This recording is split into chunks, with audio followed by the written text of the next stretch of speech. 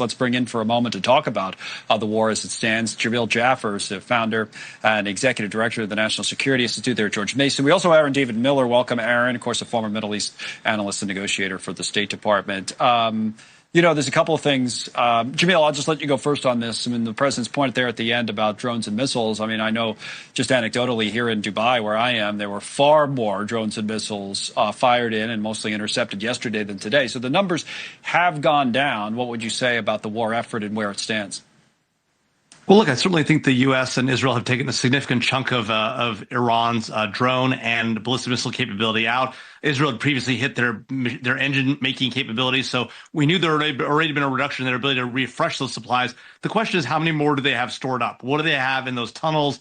Or have those been hit hard? Have they been taken out? Or are they simply trying to bait us into using a lot of our defensive weapons now, our Patriots, our THAAD, and the like, and then come in with later attack? We don't know for sure, but it does appear that the president is right that the attack has gone well and that on that front, and that, in fact, we have degraded their supplies in a significant amount. Then we get to the strategic questions, Aaron, about what comes next. Is it a declare victory and get out? Is it special operators going in? What would your view be on when the president stops this, if he can, as he suggests, do so at a time of his choosing, maybe in consultation with Bibi Netanyahu, and what it looks like then? Yeah, I mean, I could write his talking points for extrication tomorrow. The problem he has, though, I think, is more strategic. Operationally, the U.S. military has performed brilliantly. And there's no question Iran, maybe they've got a repository of 2,000 medium-range ballistic missiles. Estimates are they used about half of those. So it may be that they're saving these. But Trump's problem essentially is if, in fact, he is, for the moment, degraded, undermined, to use his favorite word, obliterated Iran's power projection, and the regime survives, which every Iranian analyst I talk to, Connell, basically says they will. And since Mojtaba, Khamenei, his mother, his son, his wife, was killed in the same attack of his father, the odds of getting a more moderate, pragmatic Iranian regime under those circumstances, I think, are slim. So, again, is this just mowing the grass for another 2 to 3 years, and then the Iranians recoup and rebuild? I think that's the problem he faces. But again, there is not a single constituency that is important to Donald Trump that wouldn't breathe a collective sigh of relief if the press conference that he talks about, we're nearing a completion of our military action. Yeah, I mean, he hinted at it in an interview he gave earlier to CBS. It was way ahead of schedule, and it seemed like he was talking that way in the speech that the Republican can retreat. But what about Aaron's point, Jamil, about whether we're just mowing the grass here? What would you say or add to that? Well, Connell, this is exactly the problem. We've never known really what the objectives of this war are because we've had a changing series of objectives since day one, right? First, the president says on Truth Social, as the attack was launched, that he wants the Iranian people to rise up after we've done a bombing campaign and remove the leadership. He's talked a number of times, even in the last few days, about a leadership change in Iran that is acceptable to the United States. Obviously, Mojtaba Khamenei is not going to be part of that leadership change, so we'll see if we can take him out. But they'll go on to the next person and the person after that. And of course, Iran has a significant armed forces. The Iranian Revolutionary Guards itself is 190,000. The regular armed forces is 300,000. They got the Basij, which number another 600,000, the militia. So you've got a huge amount of armed folks in Iran who could come to bear on this problem and who haven't yet been brought into the fight. And so unless you degrade a lot of that capacity, which, again, we're working on, but you're not going to take them all out, right? How are the Iranian people going to actually rise up against these people, not to mention all the clerics that could rotate through the Assembly of Experts and come into leadership? So this is going to be a very difficult, long fight if you're actually going to achieve any of those goals. And we're just not there. And of course, that doesn't even mention the nuclear weapons and the stored nuclear material that we still have to get to that would almost certainly require either Israeli or U.S. forces on the ground. We haven't even talked about that. And that was a key objective from day one. Mm-hmm. What about the Israelis, though, whether it's ground forces or just approach, Aaron? There was a lot made over the weekend, even some reporting to suggest that the Americans thought they went too far with these strikes on the oil facilities. Same page, Netanyahu and Trump, different approaches at some point. Even if they're on the same page now, do they diverge? I mean, how do the Israelis handle it, for example, if Trump says, all right, I'm done? Well, if Trump says stop, I guarantee you, Benjamin Netanyahu is going to stop. because, I worked for administrations Jimmy Carter to Bush 43. You could throw in Obama and Biden as well. No American president has ever talked to an Israeli prime minister the way Trump has talked to Netanyahu, literally forcing him for the first time to accept, without much modification, his 20-point plan. No. So when Donald Trump is done, Benjamin Netanyahu is done. Because Netanyahu's major objective in 2026 is not Iran. It's getting reelected. And he needs Donald Trump as an active campaigner, not as a potted plant, but as someone who is saying, pardon this guy. The U.S.-Israeli relationship has never been closer. That's what Netanyahu needs to hear because, as you know, Connell, Trump's more popular in Israel than Netanyahu is. Right.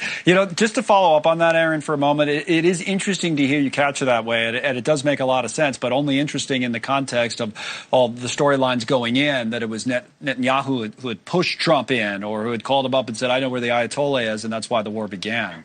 I just, this is not Israel's war. We saw a reprise of this in June, when, in fact, Trump cooperated with the Israeli ruse, fabricating the notion it would be a fifth round of negotiations in Oman. There wasn't. He knew where it was coming. And Netanyahu handed Trump a piece of history. The first American president, Republican or Democrat, to strike Iranian nuclear sites without cost or consequence. And I guarantee you on February 23rd, when Netanyahu called him and said, we know where this guy is, a lot of the malacracy is with him, maybe a lot of national security types, Trump saw another piece of history. It's all about Donald Trump. Which is why, in the end, when this ends, as Trump said in the wake of Venezuela, the only constraint I have is the constraint that exists in my own mind, my morality. It'll stop when Trump says stop. What about, Jamil, as another point that's interesting to me, obviously because I'm here in Dubai, the Gulf states and how involved they've been in this and taking the incoming, no country's taking more incoming fire from missile and drones than the UAE, even with the slowdown we've seen today versus previous days. Maybe that's starting to change, I don't know. But to the president's point, he started to talk about this a moment ago at Doral, about how it seemed like he was arguing, and some have also argued this, that this was a strategic mistake by Iran to go after their neighbors this heavily. Long-lasting effect from that in this region, Jamil? What do you think?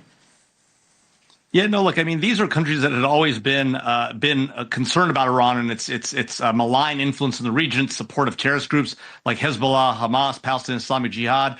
They had always been in the concern lane about that stuff, and then seeing Iran launch attacks against them, against their civilian facilities and the like, obviously, in an effort to try and pressure them, to pressure the United States.